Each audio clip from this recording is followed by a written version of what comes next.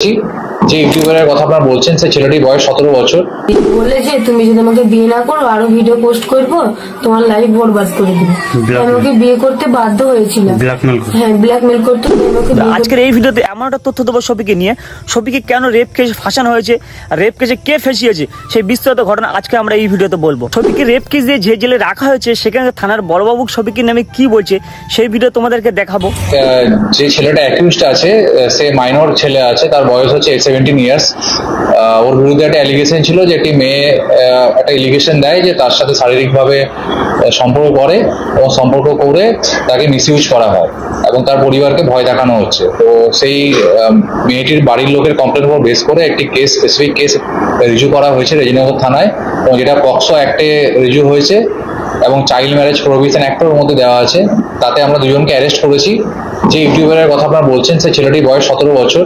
তো as per POCSO act তাকে আমাদের জুভেনাইল জাস্টিস যে বোর্ড আছে জেজেবি সেখানে প্রোটেকশন করতে হবে এবং তারা যেটা সিদ্ধান্ত নেবে তাকে মেবি হোমে স্থানান্তরিত করা হবে এবং আমাদের বাকি যে লিগেল প্রসিডিওর আছে মেডিকেল থেকে শুরু করে সেখান থেকেই হবে।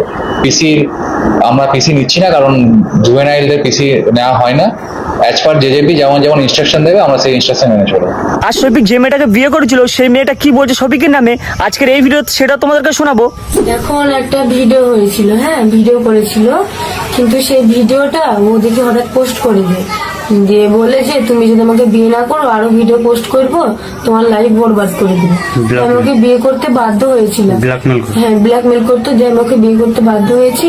আর এখন ও ওইসব ভিডিও ভাইরাল করে এখন ও আমার দিকে আর ফিরে তাকাচ্ছে না, এখন অন্য মেয়েদেরকে নিয়ে ফুর্তি করে বেড়াচ্ছে। এখন তাহলে আমার লাইফটা কি হবে? এখন তো আমার পুরো জীবনটাই বরবাদ করে দিল। তাহলে আমি এখন কি করব আমি বলেন? কারণ আমার তো একটা লাইফ আছে, তাই না? আমি তো একটু বাঁচতে চাই, কারণ ওর জন্য যদি আমি মরে যাই তাহলে আমার ফ্যামিলি তো আমার জন্য শেষ হয়ে যাবে, তাই না? আর ও এখন আমাকে বিয়ে করে অন্য মেয়ে নেয় না আসছে, এখন আমার দিকে আর ফিরে তাকাচ্ছে না। এখন তাহলে আবার কি হবে? শফিক জেল থেকে ছাড়া পাবে কিনা সেই বিস্তারিত ঘটনা আজকের এই ভিডিও তোমাদের দেখাতে চলেছি। আর তোমরা অবশ্যই চ্যানেলটা সাবস্ক্রাইব করে ভিডিওটা লাইক করে দেবে তাহলে। আর শফিকের বন্ধু ইমরান, যেই শফিক পল্লিগ্রাম টিভিতে যখন বাদ দেওয়া হয়েছিল তখন ইমরানের চ্যানেলে এসে নিজে ভিডিও করেছিল, সেই ইমরানের মুখ থেকে শুনবো শফিকে কি হয়েছে।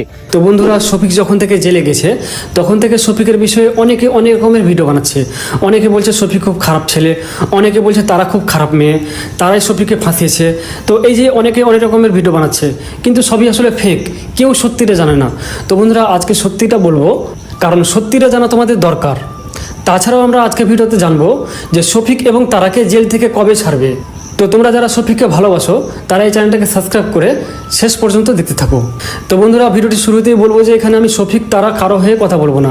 শফিক আমার বন্ধু হয়, কিন্তু তারাও আমার বোনের মতো। তো এখানে আমি কারো হয়ে কথা বলবো না, যেটা সত্যি সেটাই বলবো। তো ভিডিওটির শুরুতে আমরা প্রথমে বলবো তারা এবং শফিকের লাভ স্টোরি। হ্যাঁ বন্ধুরা, তো বন্ধুরা, শফিকের বাড়ি হচ্ছে নদিয়া জেলার আজলামপুরে এবং তারার বাড়ি হচ্ছে মুর্শিদাবাদের রেজিনগরে, মানে 1 ঘন্টা দূরত্ব।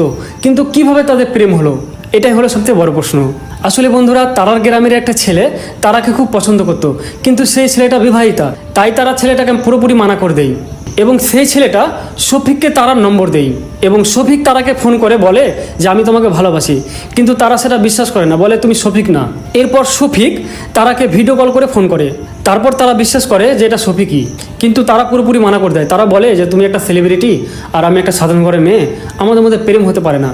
তারা বলে যে তুমি যদি আমাকে বিয়ে করতে পারো তাহলে বিয়ে করব, কিন্তু আমাদের মধ্যে প্রেম ভালোবাসা হতে পারে না।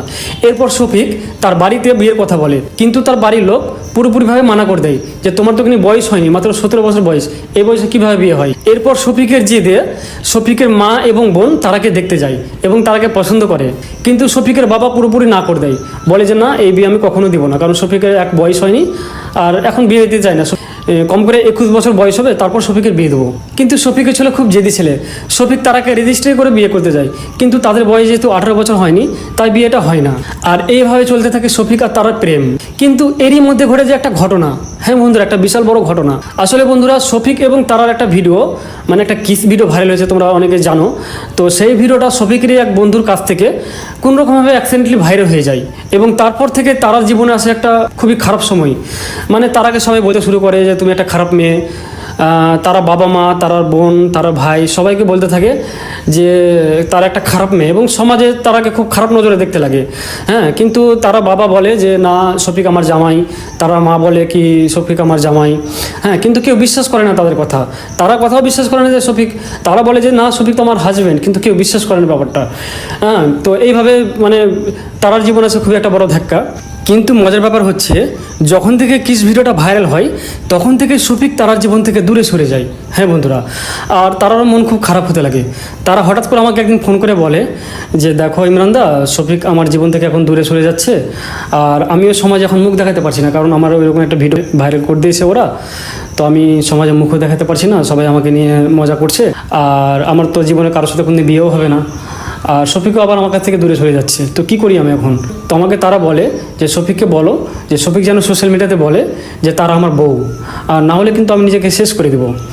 তো আমি তারাকে বললাম কি দেখো এটা একদম পাগলামো কাজ, তুমি শান্ত থাকো, আমি শফিককে বুঝিয়ে বলছি। তো আমি শফিককে সব কিছু বললাম। তারপর থেকে শফিক তারার সাথে শর্ট ভিডিও করতে শুরু করে। হ্যাঁ বন্ধুরা, ইনস্টাগ্রামে শর্ট ভিডিও শুরু করে দুজন মিলে। তো সব কিছু খুব ভালোই যাচ্ছিলো, সব কিছু ঠিকঠাকই চলছিল, কিন্তু এরই মাঝে ঘটে যায় আবার আরেকটা ঘটনা। হ্যাঁ বন্ধুরা, আসলে শফিকের কপালে শুধু দুঃখ আর দুঃখ।